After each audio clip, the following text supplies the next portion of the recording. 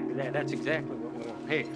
Now, a woman's vagina has as much personality as her face. Just shoot her. How about the Wizard of Oz? You cannot hide from this. We're breaking taboo. Decent people are being corrupted. Very, very rarely in this country do you see a political movie. Conscious politics with the idea of somebody saying, take a look at this issue and we can change this. It doesn't have to be like this. You're under arrest on charges of pandering obscenity in Cincinnati and engaging in organized crime. Hustler magazine depicts men and women posed together in a lewd and shameful manner. All I'm guilty of is bad taste. When I got the envelope of script inside, People versus Larry Flynt, I even didn't read it. I put it aside because the name of Larry Flynt was associated in my mind only with pornography. But a few weeks later, my representative, Mr. Lance, called me if I read the script. And I said, no, I didn't. I don't think I will. Oh, you should, Miloš, as a courtesy at least to Oliver Stone. I was shocked.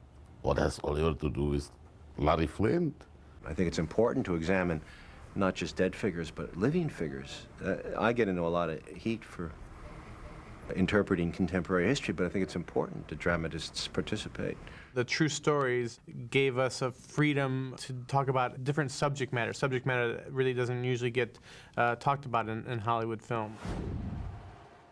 In terms of who would play Larry Flynt, we knew we were walking a fine line between somebody who had to carry the film dramatically, because it was a real dramatic role, but who also didn't mind being a bit of a buffoon. I turned the whole world into a tabloid! It was very, very difficult to come up with actors that could pull that off, who were of the right age range, etc. And we had two people on the list. And one was Bill Murray, and one was Woody Harrelson. The script was sent over by my agent, also followed by a phone call from Oliver Stone, whose company was producing, and they seemed to be really high on this Larry Flynt movie. And I thought, everybody's losing their mind. I don't understand what merits he has that would mean the reason to make a film about him. I read the script, and it was amazing. Because maybe because I didn't expect anything, you know, I got suddenly such a wonderful story, which has nothing to do with pornography. You can't ignore when Miloš Forman wants to make a movie. It's a pretty big deal. So I went to meet Miloš, and we talked about it. Pornography is just a pretext, you know, to talk about much more important things. And then I went and met Larry. You go up to his LFP building, you know, there, and then you walk out of the elevator, and there's zillions of dollars worth of artwork down the hall. So I go down into his office, and there he is, sitting back there in his gold wheelchair behind his desk. And I went and started talking with him, and by the end of that conversation, I really liked Larry Flynt. He's charismatic, but I also feel like he stood for things, and he stood up for things. He was talking about some important stuff. And he was a real thorn in the side of authority, and I guess he still is. I was staying at the Four Seasons Hotel in Los Angeles, and they called me, Mr. Harrelson is downstairs. So I go downstairs, and I'm looking around, and all I see is some maniac, you know, riding a wheelchair around the lobby. And that was Woody. And so we had dinner, and I was sold on Woody. I can't imagine anybody else in the part. My main concern was to be true to who he was and is. With all due respect, Your Honor, I am a publisher. It is my right under the freedom of the First Amendment to protect my sources. When we came up with the idea for the movie, it was not an authorized biography. We didn't even meet with Larry Flynt for a long, long, long time. We thought we'd have the most credibility writing the script with him having no involvement whatsoever. After the first draft, studios sort of realized that it'd be good to have his signature so they could use the Hustler trademark in the movie. And Larry said, all right, let me read the script. I want to meet with these guys. So we go in to meet with him, and we're like, oh, he's going to have so many problems because we moved this here, and Althea, when she gets sick, it actually happens later than it really happened there, and we changed these things, and we left his mother out of that scene. And Larry totally got the big picture. He understood that we had to take some liberties just to tell a 3-act story. He was amazing in that regard. He just had little picky problems, you know. And I never had an electric wheelchair. I never served molasses and biscuits in my first Hustler Club. It was only bologna sandwiches. It was the little details that galled him.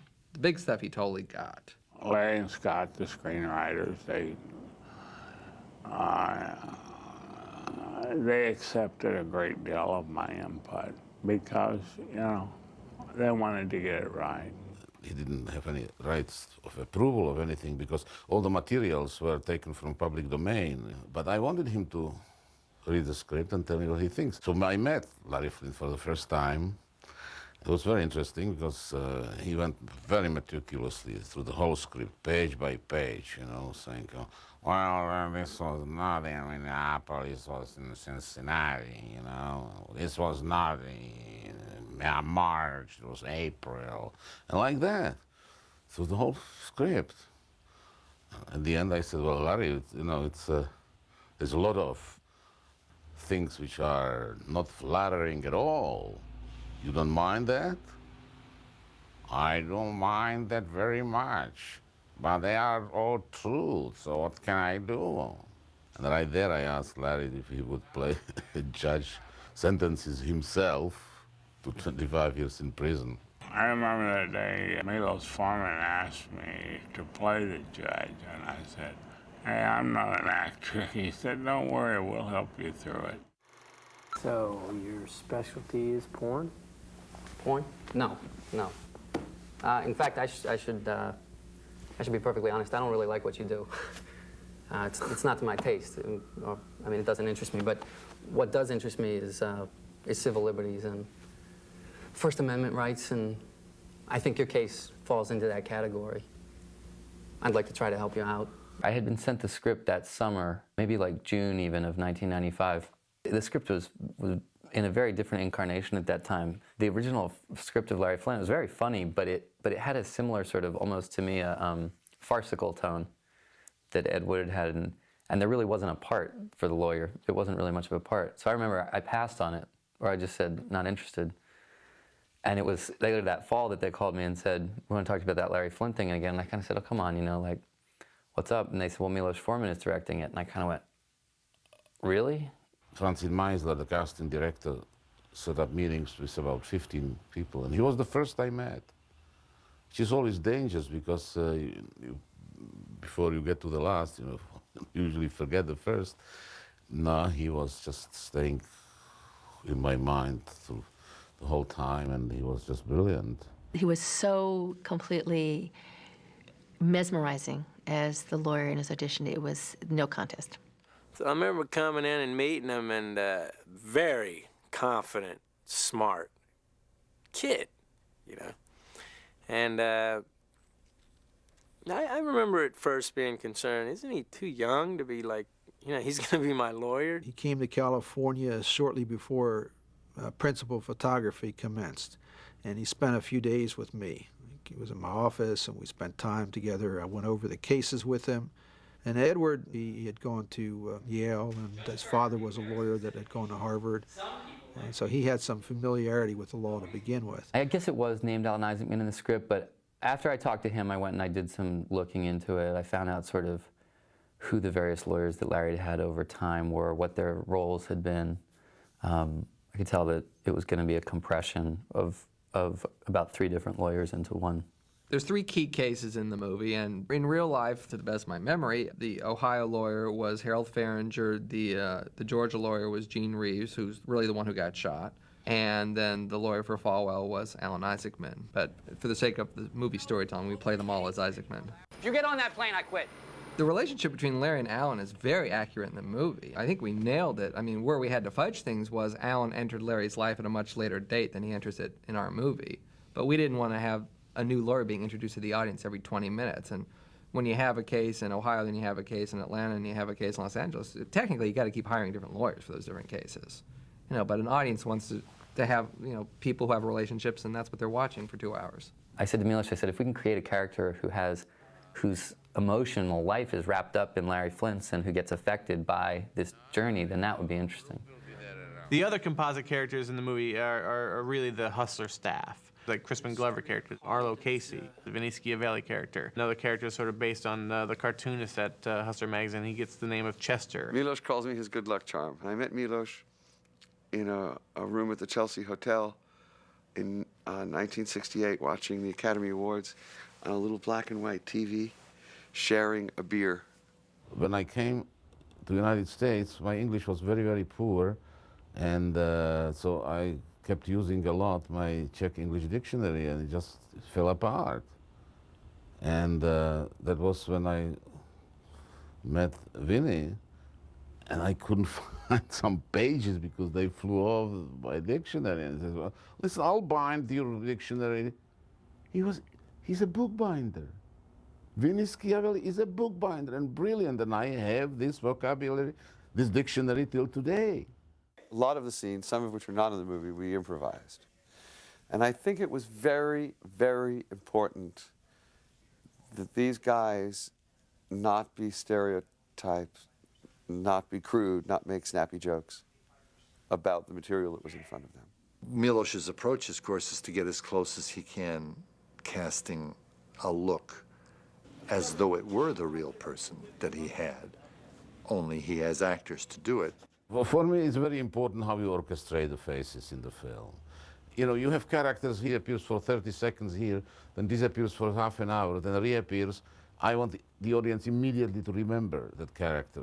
The challenge is always to, when you play somebody whose politics you disagree with or whose some aspect of their personality or their behavior that you disagree with, is not to step outside of your character and have a judgment on the character, which of course allows the audience then not to see the humanity of the character.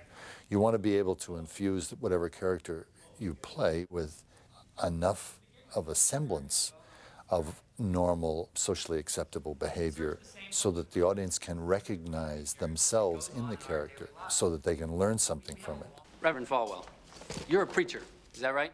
Yes, I am. And as a preacher, you speak to a fairly broad audience. I mean, you preach on television and on your old-time gospel radio hour. I do. I had a friend who told me that this gentleman was a very fine man, a good actor, decent person, and I'm very sorry that he's passed away. But I met people, lots of places, who told me that he really captured your mannerisms, and the way you walk and talk and express yourself. And obviously, Hollywood did a good job on that one. In the Cincinnati trial scene, James Carville, Clinton's, political strategist, was playing the right-wing conservative prosecutor who was going after Larry Flynt, which was hilarious. He would make these arguments in his scene, and then they would call cut, and he would go, God, it's very freeing to be able to say some of these things. He was like, it's great, I love flipping to the other side. He had to make an appointment in Oregon, I think. We were in Memphis, and Miloš wanted to shoot. It was really important to do it, and what Carville was going to was important. So Larry said, no problem, take my plane. And flew him out and flew him back. Jimmy is Larry's brother, and I'm talking to Woody, and I said, Woody, who could play your brother? And Woody looked at me and said, I have a brother. I said, younger brother? Yeah. Well, bring him in. There are, perhaps I even say frighteningly, a lot of similarities and parallels between Larry and Jimmy's life in relationship to how Woody and I grew up as brothers. But in characters of Jimmy and Larry, it seemed to be pretty natural. And then working with a director like Miloš, there was only a couple spots where I had a couple hiccups, but Miloš got you over them before you even realized you were having a hiccup. And Brett was great. So I thought it's fun to have the brothers to play brothers. I think you might be a little young. Well, I look young. That makes a lot of money. I'm a real good dancer. That makes a lot of money. Maybe you're a little too young to be doing this. No way.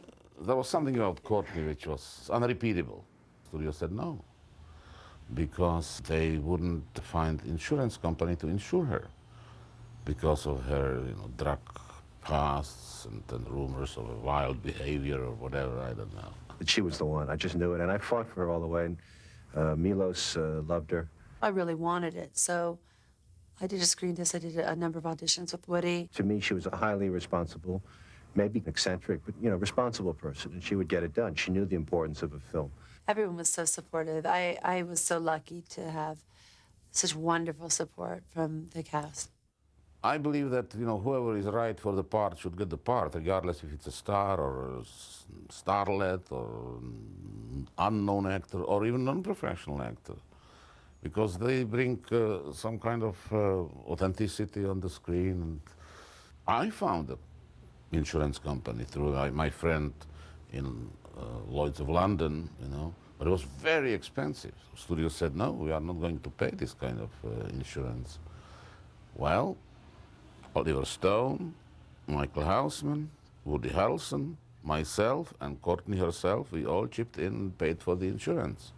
Courtney, since it was her really first big movie, was nervous about it, but boy, she stepped right into the shoes of Althea and did a great job. I've got an idea. How about the Wizard of Oz? Huh? What do you mean?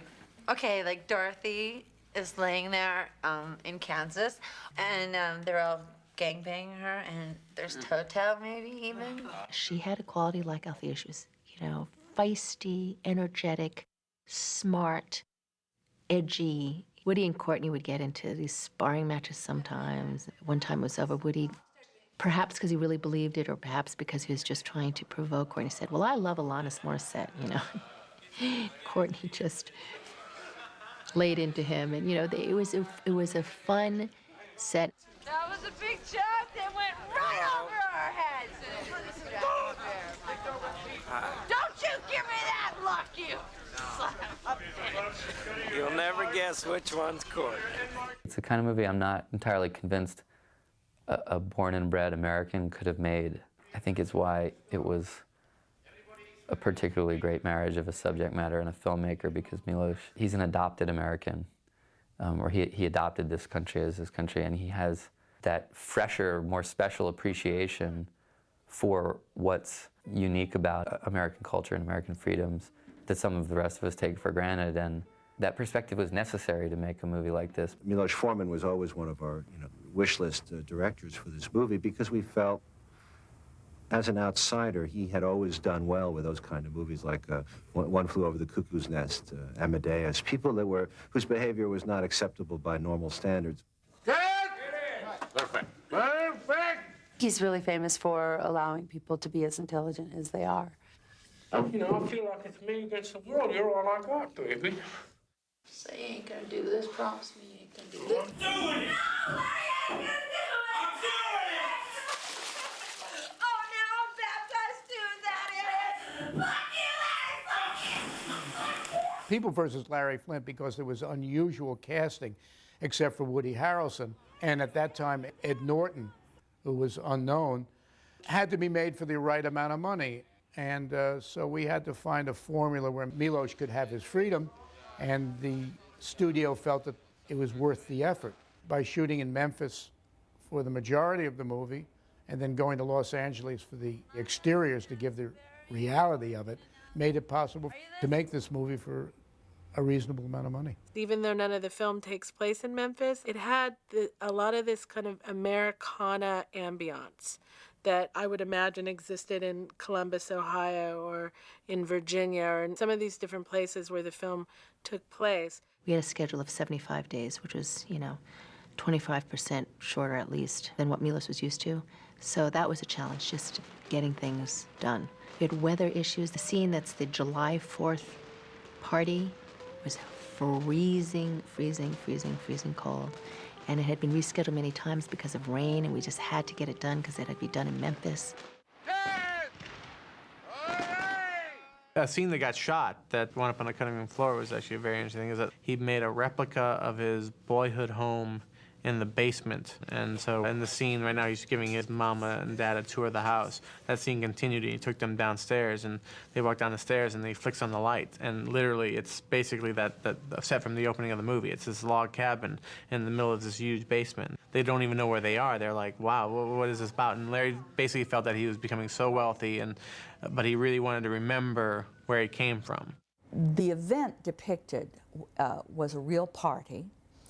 The mansion itself is the home of a perfectly proper Memphis couple in rural, suburban Memphis. Very large home, but not really large enough to film in, and did not have the exact geography we needed. So we built the bedroom wing and also the jacuzzi and the spa. This was an empty building that was used as a carpenter shop. It consisted of 2 stories, and it was a loft building, probably used for cotton storage at one point or another. So we took over that building, both the exterior and the interior. We made Larry Flynt's first office and headquarters and first hustler club in that building. And there are several courthouses in the environs of Memphis, Tennessee, and we used those as locations. And of course, we built a couple of courts, including the Supreme Court. Certain things costume-wise that we recreated just as they existed, looking at the research and photos like what Larry wore. We did make some costumes. We also did vintage shop, and we rented a lot of costumes. It's quite a big time period. I believe it was 72 to 85. And, you know, then we got to take liberties with certain scenes, like the bicentennial, the 4th of July party. My co-designer, Mr. Pishtek, really sunk his teeth into that one and did an incredible job. And he also really focused on the beginning of the movie when Larry was a little boy in Kentucky. I thought it was a good idea that put the short image of their childhood there just to understand a little better this character, to show where it came from. The t-shirts in the film, these are all t-shirts that existed, that were printed and sold through Hustler magazine. It says, let's deflate this stuffed shirt and bring him down to our level. Our level, in this case, being admittedly a lower level than most people would like to be brought to.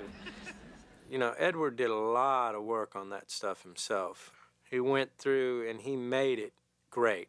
The words used by the players in the Supreme Court were the actual words used by the lawyers and the justices. Somebody who saw the film was very upset because it never happens that people are even allowed to laugh in the Supreme Court.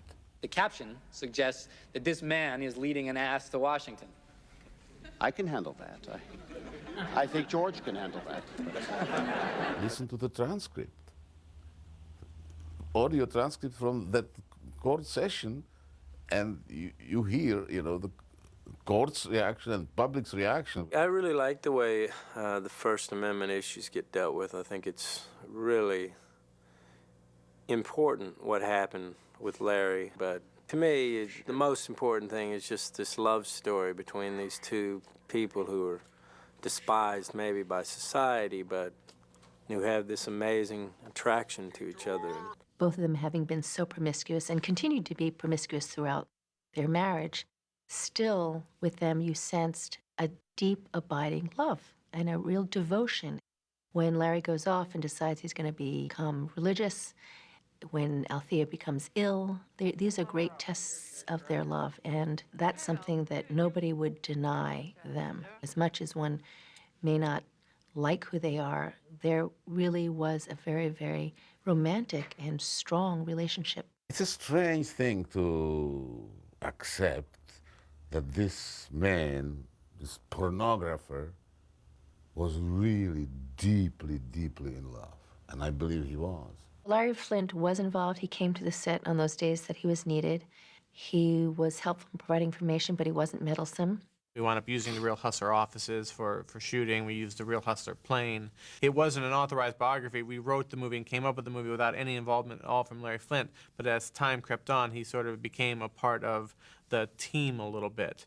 Probably at the end of the day to the detriment of how the movie was released, because when the movie became released, Larry Flynt started doing press. And when the actual real Larry Flynt was doing press for the movie Larry Flynt, it became very easy for people to stop distinguishing between the two. Larry Flynt the man and Larry Flynt the movie became the same thing. And so people who had real major problems with Larry Flynt sort of started attacking the movie without even bothering to see the movie. Our movie was, this is his life, and we have a political axe to grind. We have an agenda about making this free speech argument. We're trying to convince the audience that free speech is absolute and you can't draw a line down the middle of it. You got to buy Larry Flynt's argument at the end of the day. And so I think people really took offense at this, that not only are they putting this guy up on a pedestal just because he's the guy the movie is about, but they also want us to agree with his argument. Our premiere was at the New York Film Festival. It was the closing night of the New York Film Festival, and it seemed to be a perfect place for the film. It got an extraordinary reaction. Miloš is a New York filmmaker, and the reviews of the film were uniformly superb, actually. They were quite good. We proceeded to open the film in select theaters in major cities throughout the fall. The film was performing extremely well, very high per-screen averages. Rolling Stone and many other magazines and newspapers named it their favorite film of the year. And it seemed to be on a glorious path. The Golden Globes, which were in January, awarded the film Best Director to Miloš and Best Writer to Larry and Scott. But the tide had started turning on the film around that time. The fall looked very promising. Towards the end of the year, and then especially the beginning of the following year, 1997, when the film opened then much wider, there started to be a backlash. And it all started with Gloria Steinem, who had no concept of what this movie was about and probably never saw it. Clearly, Gloria Steinem has the right to feel any way she wants to about our film. Our movie goes out of its way to say that's why we live in America. I just felt that she missed the point in a gigantic way. The film, because of Gloria Steinem and the reaction of, I guess, many women, didn't get the kind of showing that it should have. The elite on the left, especially women, missed the whole point of the movie. And so, of course, that gave the opportunity to pull this movie and not give it the kind of support that I think it deserved. The film is not about pornography. To blame the film, as Gloria Steinem did, that it glorifies pornography, it's the same nonsense as to blame Romeo and Juliet that it's glorifying teenage suicide. It's ridiculous. Soon this film was seen as being politically incorrect, rather being a smart, thought-provoking, savvy look at the best and worst of America. It became a glorification of a pornographer. It was almost funny that we thought the conservatives were going to come after this movie and attack us, and the conservatives, they loved the movie. They got it because it's constitutional law. It's literal interpretation of the Bill of Rights. That's what we're arguing. By the time the Academy nominations were solicited, there was an anonymous article in the trades. It was a slam article. It was basically an advertisement that was a negative, in effect, don't vote for this picture kind of thing. And when you tried to find out, as we did, who was behind this, you ran into a dead end. And so it almost looked as though kind of censorship was rearing its head in this kind of insidious way to attack a movie that, in essence, was about censorship and saying why, that what makes our country great is that we don't allow censorship. That's why it was so disheartening for Miloš when all sort of the crazy end of the liberal spectrum went after the movie, because he was sort of like, these are the people who should understand it. People who saw the movie really understood what it was about and appreciated it. I guess a lot of people had the similar idea about Larry Flynt as I had before I read the script, that he's just a sleazy pornographer caring for nothing else but a buck, and some of them might have difficulties to change their mind, But the objective result of his court battles is undisputable. Freedom of the press is the most important freedom in a society.